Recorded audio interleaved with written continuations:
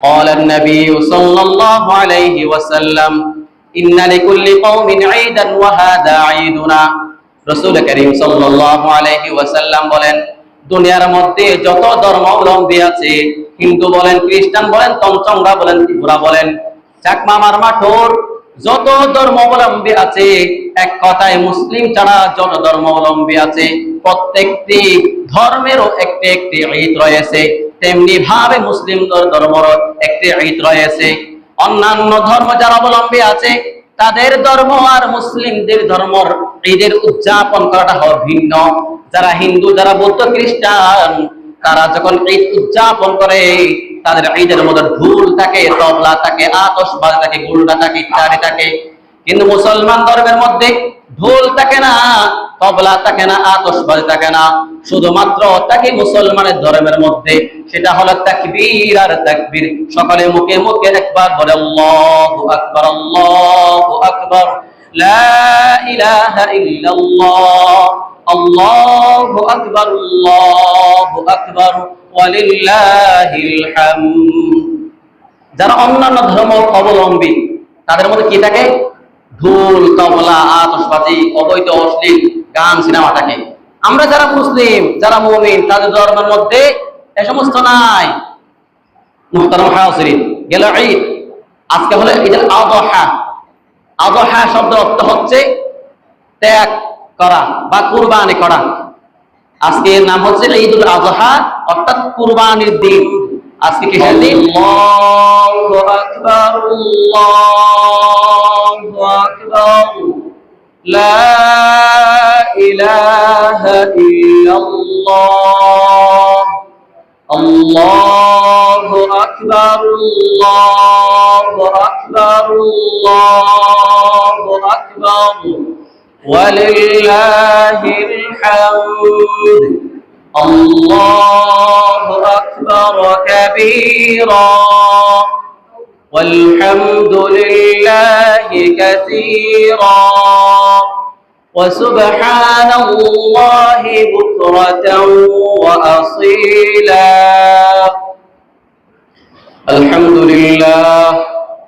الحمد لله الذي خلق الإنسان وعلمه البيان وأشهد أن لا إله إلا الله وحده لا شريك له لا ضد له ولا ند له ونشهد أن سيدنا وسندنا ونبينا ومولانا محمدا عبده ورسوله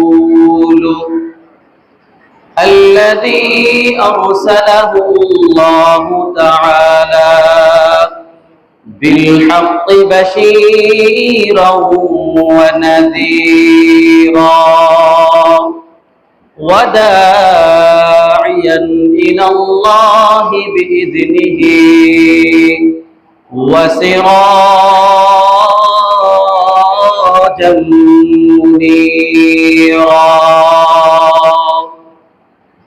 أما بعد فأعوذ بالله من الشيطان الرجيم بسم الله الرحمن الرحيم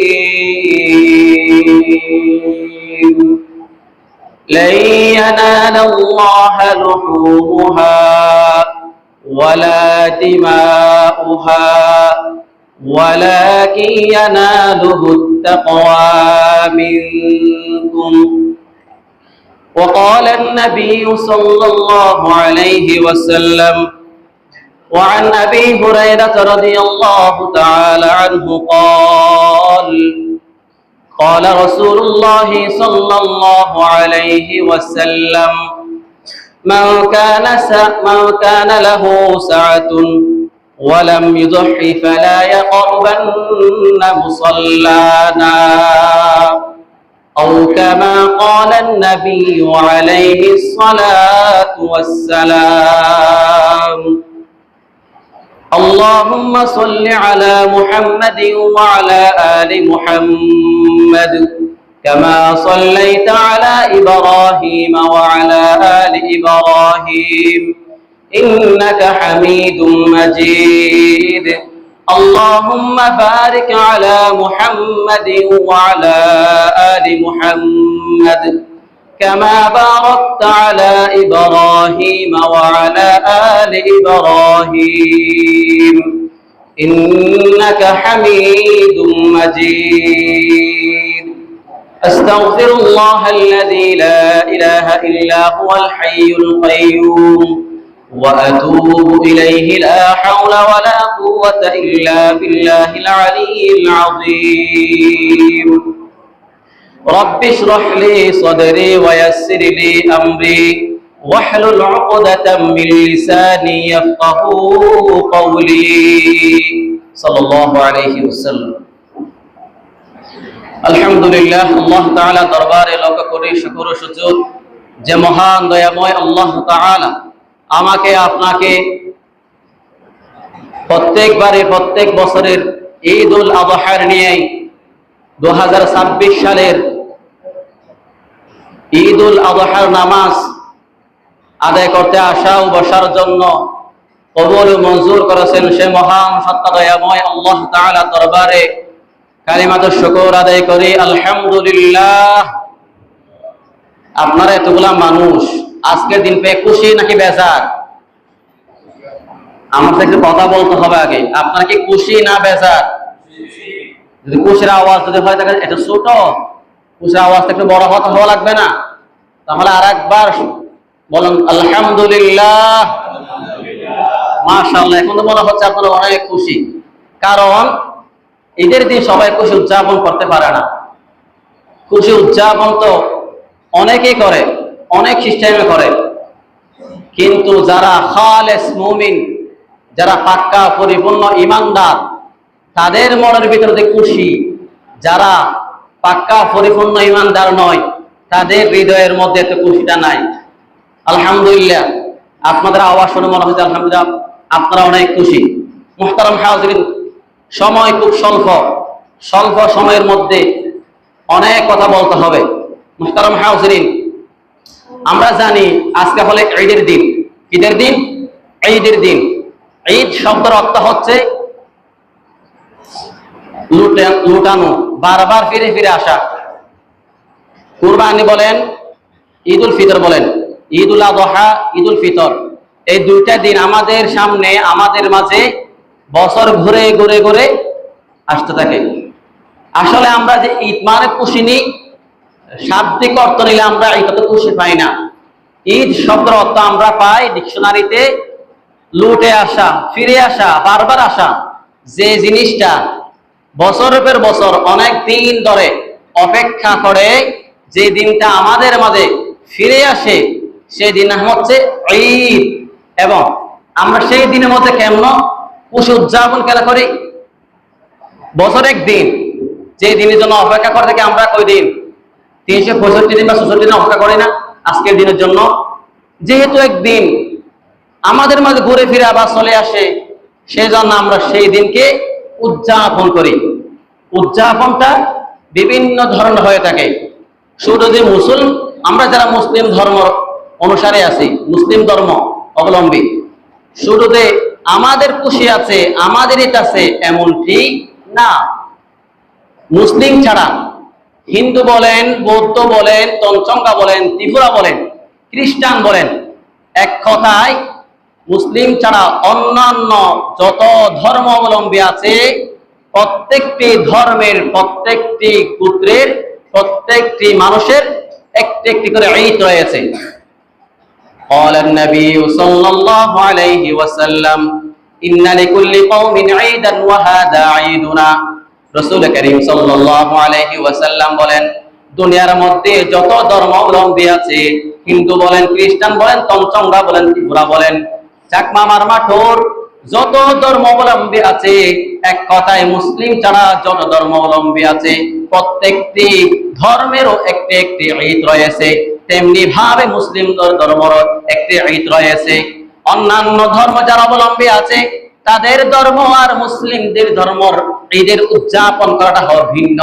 যারা হিন্দু, যারা বৌদ্ধ, খ্রিস্টান, তারা যখন ঈদ উদযাপন করে, তাদের ঈদের মধ্যে ঢোল থাকে, তবলা থাকে, আতশবাজি থাকে, গুলডা থাকে, ইত্যাদি থাকে।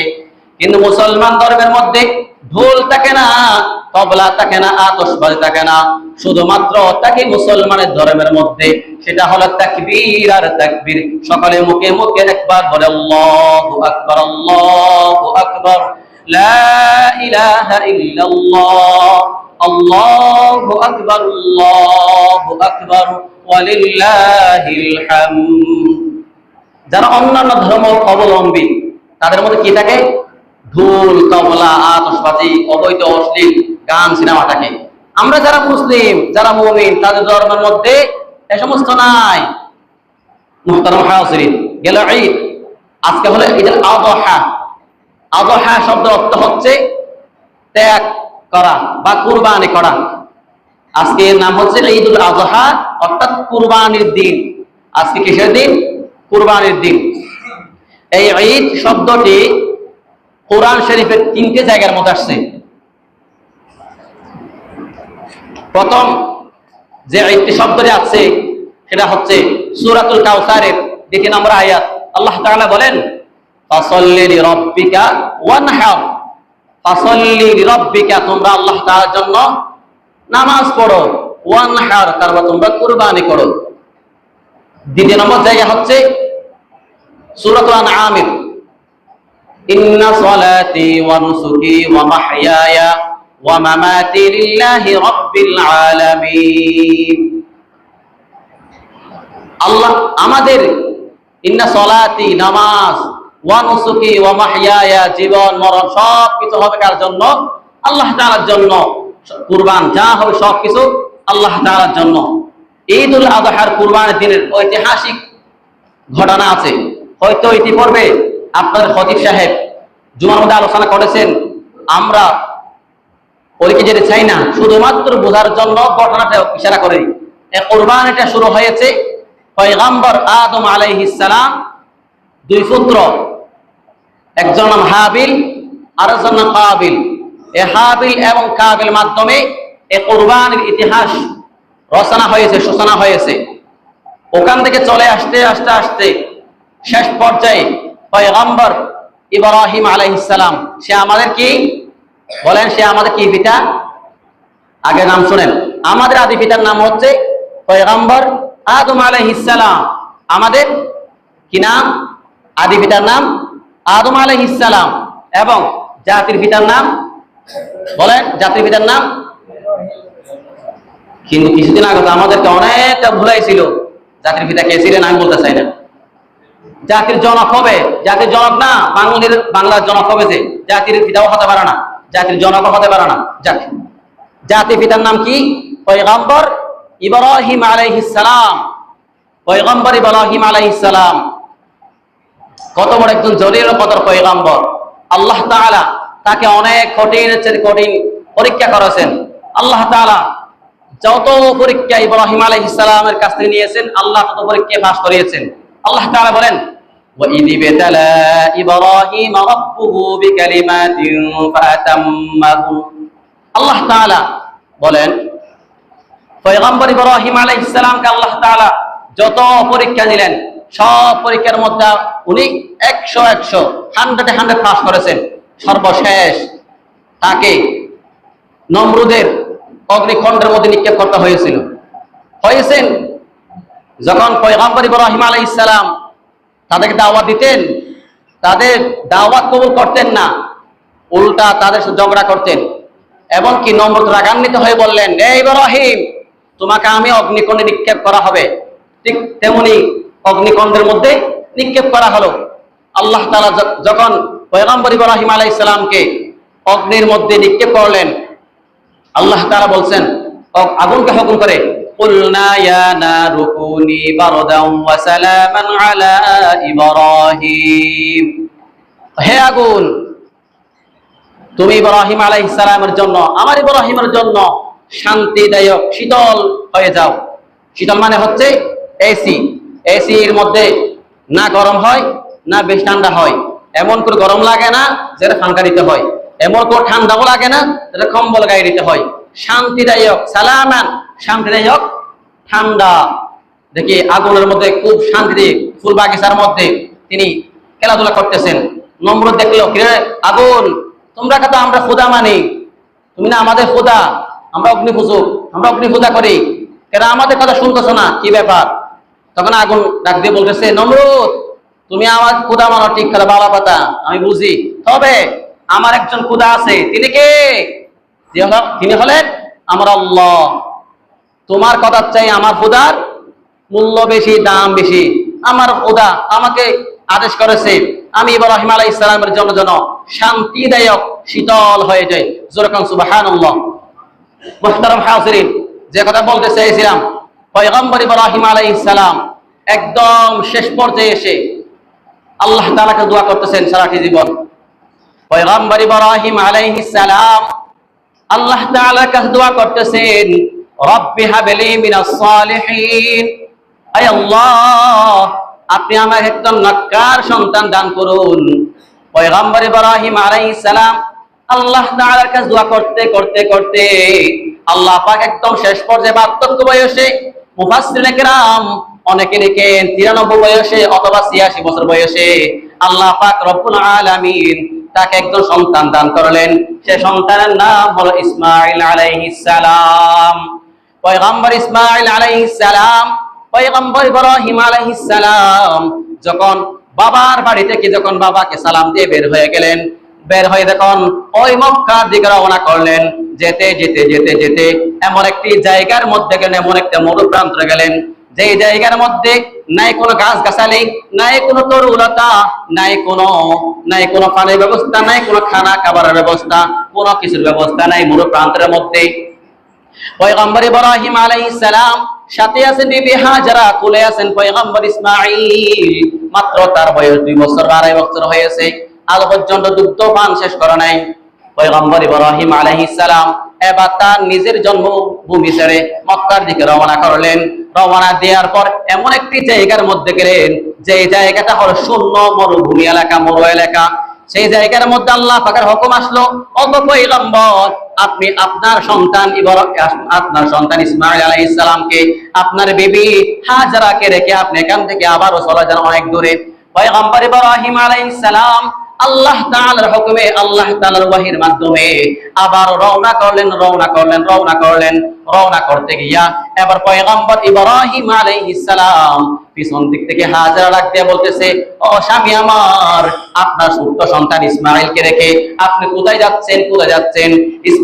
ইসমাঈলের জন্য তো কোনো খানা পানির ব্যবস্থা নাই, কোনো খাবারের ব্যবস্থা নাই, হয়তো আল্লাহ পাকের ওয়ার্ডার, আল্লাহ পাকের আদেশ পয়গম্বর ইসমাঈল আলাইহিস সালামকে রেখে এখানে চলে যাচ্ছেন, আমাকেও রেখে এখানে চলে যাচ্ছেন।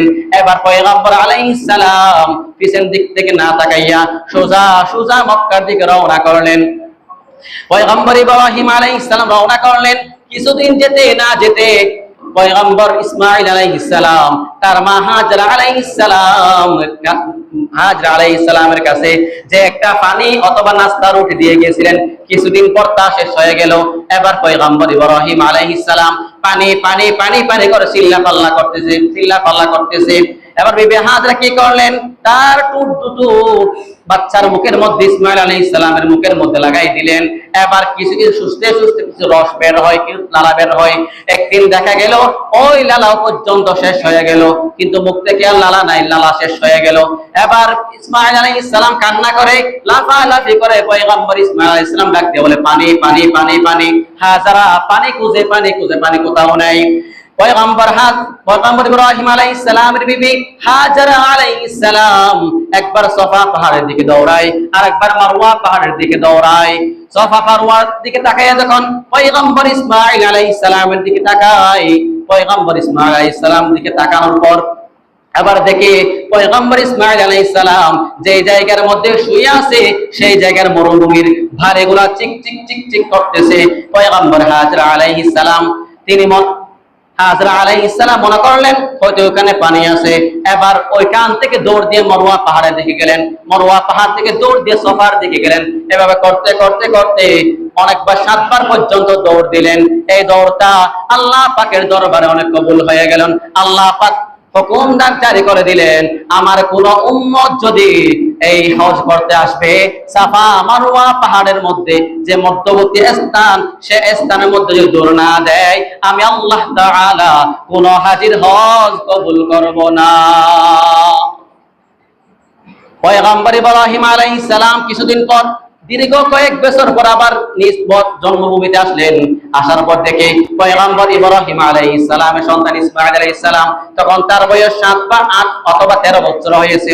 বাবার সাথে লড়াচড়া করে, বাবার সাথে চলাফেরা করে আল্লাহ তাআলা খুব মহব্বত লাগলো।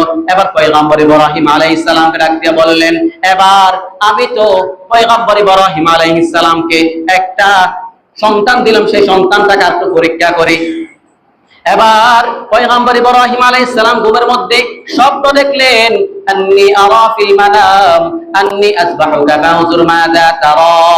পয়গম্বর ইব্রাহিম আলাইহিস সালামকে একদিন, 2 দিন, 3 দিন পর্যন্ত স্বপ্নের মধ্যে দেখালেন। পয়গম্বর ওয়াহি স্বপ্ন হয়, পয়গম্বর ওয়াহি হওয়ার স্বপ্ন, স্বপ্নের মধ্যে ওয়াহি আসলেন, ও পয়গম্বর ইব্রাহিম, আপনার প্রিয় সন্তান ইসমাঈলকে কুরবানি করে দাও। এবার পয়গম্বর ইব্রাহিম আলাইহিস সালাম সন্তানের কাছ থেকে একটু মতামত জানতে চাইলেন। সন্তানকে ডাক দিয়ে বলতেছে, ও পয়গম্বরের সন্তান ইসমাঈল, আমি স্বপ্নের মধ্যে দেখলাম তোমাকে কুরবানি করতেছি, তোমার কি মতামত? পয়গম্বরের সন্তান ইসমাঈল আলাইহিস সালাম ডাক দিয়ে বলতেছে, ফালাম্মা বালাগা মাআহু সা'য়া ক্বালা ইয়া আবাতি ফাআল মা তু'মার সাতাজিদুনি ইনশাআল্লাহু মিনাস সাবিরিন। فلما بلغ معه السعي قال يا أبت افعل ما تؤمر। আপনাকে ঘুমের মধ্যে, আপনাকে স্বপ্নের মধ্যে যে নির্দেশনা দেওয়া হয়েছে, আপনি তাড়াতাড়ি পালন করার জন্য প্রস্তুত হয়ে যান, আমাকে অবশ্যই ধৈর্যশীলদের মধ্যে পেয়ে যাবেন। যেমন বাবা তেমন সন্তান। এবার সন্তানকে কোলে নিয়া পয়গম্বর ইব্রাহিম আলাইহিস সালাম মিনার দিকে রওয়ানা। লম্বা ঘটনা এদিকে বলতে চাই না, সুতরাং এতটুকু বুঝাইতে চাই, এই কুরবানির ইতিহাস সূচনা হয়েছিল পয়গম্বর আদম আলাইহিস সালাম থেকে। একদম শেষ পর্যায়ে আমার নবীদের উপরও কুরবানি ওয়াজিব। এবার আমাদের নবীর উপর কেমনে কুরবানি ওয়াজিব করো? সাহাবায়ে কেরাম রাসূল করিম সাল্লাল্লাহু আলাইহি ওয়াসাল্লামকে জিজ্ঞাসা করলেন। قال اصحاب رسول الله صلى الله عليه وسلم, আল্লাহ রাসূলের প্রিয় সাহাবীরা আল্লাহ রাসূলকে জিজ্ঞাসা করলেন, মা হাযিল যাহি ইয়া রাসূলুল্লাহ, ঈদুল আযহা কুরবানি কি? রাসূল করিম সাল্লাল্লাহু আলাইহি ওয়াসাল্লাম বললেন, قال সুন্নাত আবিকুম ইব্রাহিম আলাইহিস সালাম, এটা হলো তোমাদের জাতির পিতা ইব্রাহিম আলাইহিস সালামের সুন্নাহ। তারপর জিজ্ঞাসা করলেন, ক্বালু ফামা লানা ফিহা ইয়া রাসূলুল্লাহ, তার এতে আমাদের জন্য কি রয়েছে, কি উপকার রয়েছে, কি নেকি রয়েছে?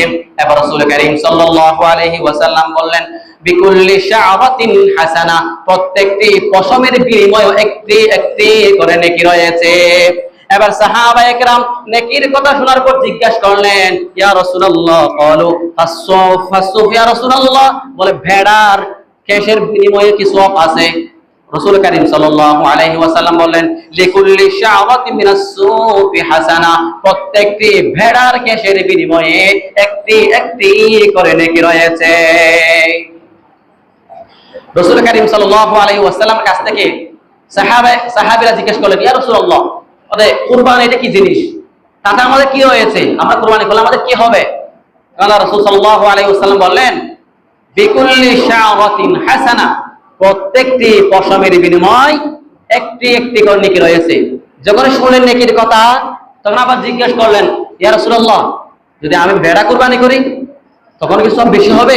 কারণ গরু, ছাগল, মহিষ এদের তুলনায় ভেড়া, ওদের ক্যাশ বেশি, যেহেতু ক্যাশ বেশি, সব কি বেশি হবে? রাসূল বলেন, হ্যাঁ, প্রত্যেকটি ক্যাশের বিনিময় একটি করে নেকি দেওয়া হবে। সুবহানাল্লাহ।